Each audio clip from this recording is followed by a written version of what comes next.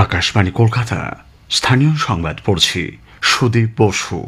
প্রথমে বিশেষ বিশেষ খবর।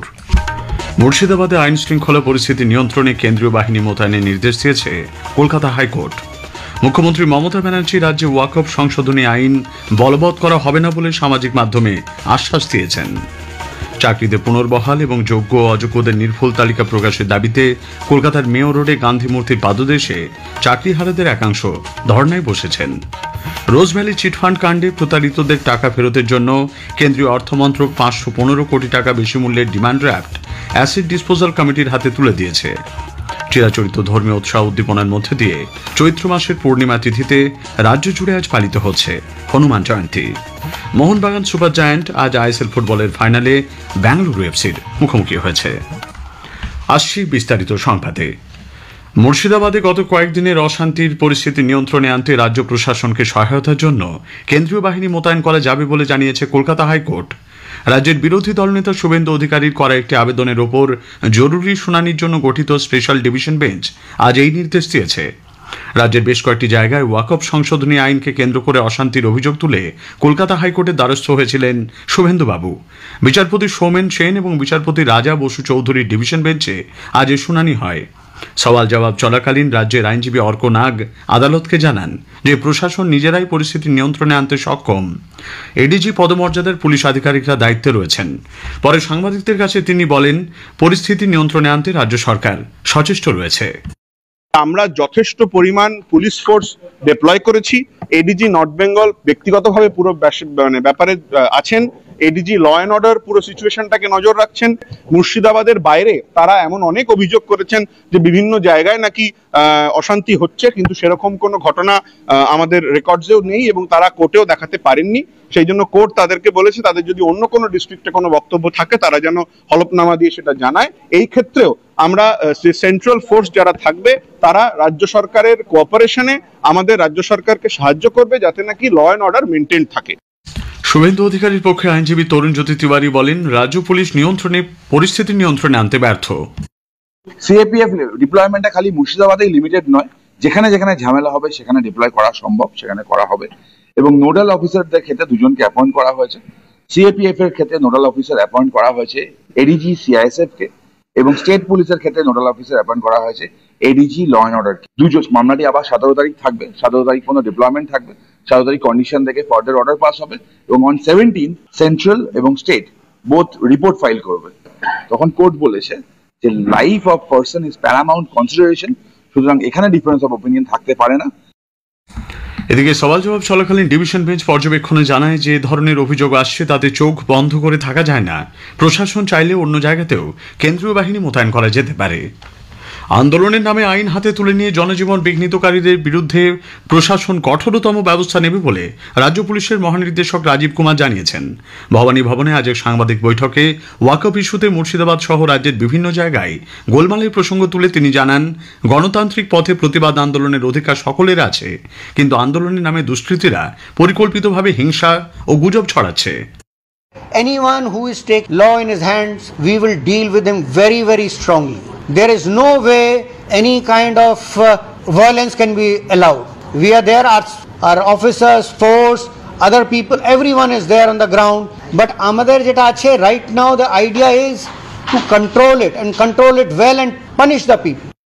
এদিকে এডিজি আইন শৃঙ্খলা জাভেদ শামীম জানিয়েছেন যে এ পর্যন্ত গোলমালের জন্য 118 জনকে গ্রেপ্তার করা হয়েছে। 18 জন পুলিশ কর্মী আহত হয়েছেন। রাজ্য পুলিশের মহানির্দেশক রাজীব কুমার ইতোমধ্যে মুর্শিদাবাদ পৌঁছেছেন বলে জানা গেছে। এদিকে মুর্শিদাবাদের পরিস্থিতি এখনো উত্তপ্ত। উন্মত্ত জনতা ধুলিয়ান পুরসভা এলাকায় ভাঙচুর শুরু করে। ব্যাপক ভাঙচুর করা হয় বেসরকারি হাসপাতাল, ব্যবসায়িক প্রতিষ্ঠান, উপাসনালয়েও। শামশেরগঞ্জে তৃণমূল কংগ্রেসের প্রাক্তন ব্লক সভাপতি কৌশল আলীর বাড়িতেও জনতা ভাঙচুর চালায়। পরিস্থিতি সামাল দিতে গিয়ে আহত হয়েছেন মালদার অতিরিক্ত পুলিশ সুপার মোহাম্মদ জামাল। এদিকে গুলিতে আহত হয়েছেন এক যুবক, তার পায়ে গুলি লেগেছে বলে জানা গেছে। আহত হয়েছে এক নাবালকও। তাদের জঙ্গিপুর হাসপাতালে পাঠানো হয়েছে। এলাকায় শান্তি ফিরিয়ে আনতে মোতায়েন রয়েছে বিশাল পুলিশ বাহিনী। এদিকে গতকাল সুতির সাজুর মোড়ে আন্দোলনকারী ও পুলিশের খণ্ডযুদ্ধে গুলিবিদ্ধ যুবকের আজ মুর্শিদাবাদ মেডিকেল কলেজ হাসপাতালে মৃত্যু হয়েছে। দুষ্কৃতীরা গতরাতে শামশেরগঞ্জের জাফরাবাদে বাড়ি বাড়ি ঢুকে হামলা চালালে বাবা ও ছেলের মৃত্যু হয়েছে। আজ বাড়ি থেকে রক্তাক্ত মৃতদেহগুলি উদ্ধার করে পুলিশ। ঘটনার তদন্ত চলছে। বিজেপি মুর্শিদাবাদের ঘটনায় কেন্দ্রের হস্তক্ষেপ দাবি করেছে। কলকাতায় আজ সাংবাদিকদের প্রশ্নের উত্তরে রাজ্য সভাপতি সুকান্ত মজুমদার অভিযোগ করেন, শামশেরগঞ্জ এবং সুতির পরিস্থিতি ভয়ঙ্কর। শাসক দলের বিধায়কের আত্মীয় প্রকাশ্যে গুলি চালালেও পুলিশ এই ঘটনায় নীরব। তো এইভাবে যদি চলতে থাকে পশ্চিমবঙ্গের অন্যান্য জায়গার পরিস্থিতি কিন্তু খারাপ হবে। তাই আমরা কেন্দ্রের সাথে সরাসরি যোগাযোগে আছি। মাননীয় গৃহমন্ত্রীর সাথেও কথা হয়েছে আমার। এটি দেখছেন, মাননীয় হোম মিনিস্টার দেখছেন পুরো বিষয়টা। অন্যদিকে বিরোধী দলনেতা শুভেন্দু অধিকারী অবিলম্বে উপদ্রুত এলাকায় সংবিধানের 355 ধারা প্রয়োগের দাবি জানিয়েছেন। আইন শৃঙ্খলা পরিস্থিতি শোধরানোর কোনো সদিচ্ছা রাজ্য পুলিশের নেই বলে তিনি অভিযোগ করেন। মুর্শিদাবাদে আইন শৃঙ্খলা পরিস্থিতির অবনতির জন্য বিজেপিকেই দায়ী করেছেন তৃণমূলের রাজ্য সম্পাদক কুণাল ঘোষ। এইটা তো বিজেপি চাইছে, এটা তো তদন্ত করে দেখা উচিত। আসল তদন্ত হওয়া উচিত যে বিজেপির বকলমা কিছু এজেন্সি ওই এলাকাগুলোতে অপারেট করে এই অশান্তিটা ডেকে আনতে চাইছে কিনা। রাজ্যে ওয়াকফ সংশোধনী আইন বলবৎ করা হবে না বলে মুখ্যমন্ত্রী মমতা ব্যানার্জি আশ্বাস দিয়েছেন। সকল ধর্মের মানুষকে সংযত থাকার আবেদন জানিয়েছেন তিনি। আজ এক্স হ্যান্ডেলে এক পোস্টে মুখ্যমন্ত্রী বলেন, কিছু মানুষ রাজনৈতিক স্বার্থে দাঙ্গার মাধ্যমে সমাজের ক্ষতি করছে। যে আইনের বিরুদ্ধে এই আন্দোলন তা রাজ্য সরকারের আইন নয় বলে মমতা ব্যানার্জি জানান। তিনি বলেন, রাজ্য সরকার এই আইনটিকে কোনোভাবেই সমর্থন করে না। দাঙ্গায় উস্কানি দেওয়া সকলের বিরুদ্ধে আইনগত ব্যবস্থা নেওয়া হবে বলেও তিনি স্পষ্ট জানিয়েছেন। সুতি, শামশেরগঞ্জ এবং জঙ্গিপুর মহকুমা জুড়ে পুলিশ প্রশাসনের উদাসীনতার কারণেই সমস্যা বেড়েছে বলে কংগ্রেস নেতা অধীর রঞ্জন চৌধুরী মন্তব্য করেছেন। শান্তি শৃঙ্খলা বজায় রাখার আবেদন জানিয়েছেন তিনিও। চাকরিতে পুনর্বহাল এবং যোগ্য অযোগ্যদের নির্ভুল তালিকা প্রকাশের দাবিতে কলকাতার মেয়র রোডে গান্ধী মূর্তির পাদদেশে ধর্নায় বসেছেন চাকরিহারাদের একাংশ। যোগ্য শিক্ষক ও শিক্ষাকর্মী অধিকার মঞ্চের আহ্বায়ক মেহবুব মণ্ডল জানিয়েছেন, তাঁদের দাবি পূরণ না হওয়া পর্যন্ত এই আন্দোলন চলবে। মেয়র রোডের অবস্থান মঞ্চ থেকেই পরবর্তী কর্মসূচি ঘোষণা করবেন তারা। অন্যদিকে বিধাননগরের এসএসসি ভবনের সামনে চাকরিহারাদের আরেকটি অংশের অনশন কর্মসূচি আজ তৃতীয় দিনে পড়েছে। অনশনকারী চাকরিহারা শিক্ষক সুমন বিশ্বাস অভিযোগ করেছেন, সরকার আন্দোলনকারীদের মধ্যে বিভাজন তৈরি করতে চাইছে। স্থানীয় সংবাদ শুনছেন আকাশবাণী কলকাতা কেন্দ্র থেকে। রোজ ভ্যালি চিটফান্ড কাণ্ডে প্রতারিতদের টাকা ফেরতের জন্য কেন্দ্রীয় অর্থমন্ত্রক আজ এই সংক্রান্ত অ্যাসেট ডিসপোজাল কমিটি এডিসির হাতে 515 কোটি টাকার বেশি মূল্যের ডিমান্ড ড্রাফট তুলে দিয়েছে। অর্থ প্রতিমন্ত্রী পঙ্কজ চৌধুরী আজ এডিসির চেয়ারম্যান অবসরপ্রাপ্ত বিচারপতি ডি.কে. শেঠের হাতে এই অর্থ তুলে দেন।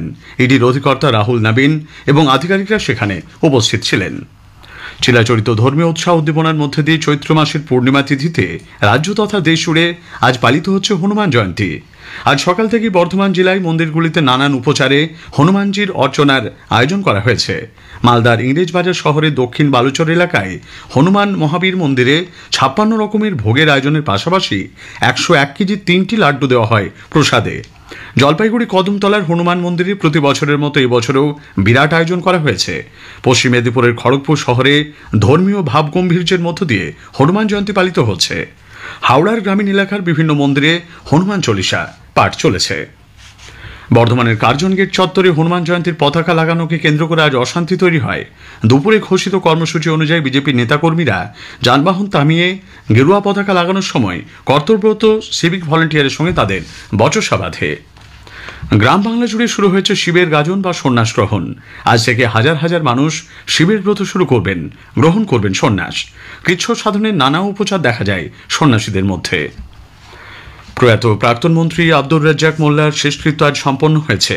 প্রয়াত নেতার প্রতি শেষ শ্রদ্ধা জ্ঞাপনের জন্য দেহ আজ বিধানসভাতে নিয়ে আসা হয়। কলকাতা সহ উত্তর ও দক্ষিণবঙ্গের অনেক জেলাতে আজ বজ্রবিদ্যুৎ সহ বৃষ্টির সম্ভাবনা রয়েছে। আলিপুর আবহাওয়া দপ্তরের বিজ্ঞানী অন্বেষা ভট্টাচার্য আকাশবাণীকে জানান, প্রায় সব জায়গাতে বৃষ্টির সঙ্গে 40 থেকে 50 কিলোমিটার বেগে দমকা হাওয়া বইবে। মোহনবাগান সুপার জায়ান্ট আজ আইএসএল ফুটবলের ফাইনালে বেঙ্গালুরু এফসির মুখোমুখি হয়েছে। যুব ভারতী ক্রীড়াঙ্গনে শেষ খবর পাওয়া পর্যন্ত খেলা এখনো গোলশূন্য। কলকাতায় আজ আন্তঃরাজ্য দৃষ্টি প্রতিবন্ধীদের ক্রিকেট প্রতিযোগিতা শুরু হয়েছে। 8টি রাজ্য এতে অংশ নিচ্ছে। উদ্বোধনী ম্যাচে বাংলা আজ 318 রানে উত্তরপ্রদেশকে হারিয়ে দেয়। প্রতিযোগিতা চলবে সোমবার পর্যন্ত। শেষ করার আগে স্থানীয় সংবাদের বিশেষ কিছু অংশ আরও একবার। মুর্শিদাবাদে আইন শৃঙ্খলা পরিস্থিতি নিয়ন্ত্রণে কেন্দ্রীয় বাহিনী মোতায়েনের নির্দেশ দিয়েছে কলকাতা হাইকোর্ট। মুখ্যমন্ত্রী মমতা ব্যানার্জি রাজ্যে ওয়াকফ সংশোধনী আইন বলবৎ করা হবে না বলে সামাজিক মাধ্যমে আশ্বাস দিয়েছেন। চিরাচরিত ধর্মীয় উৎসাহ উদ্দীপনার মধ্যে দিয়ে আজ পালিত হচ্ছে হনুমান জয়ন্তী।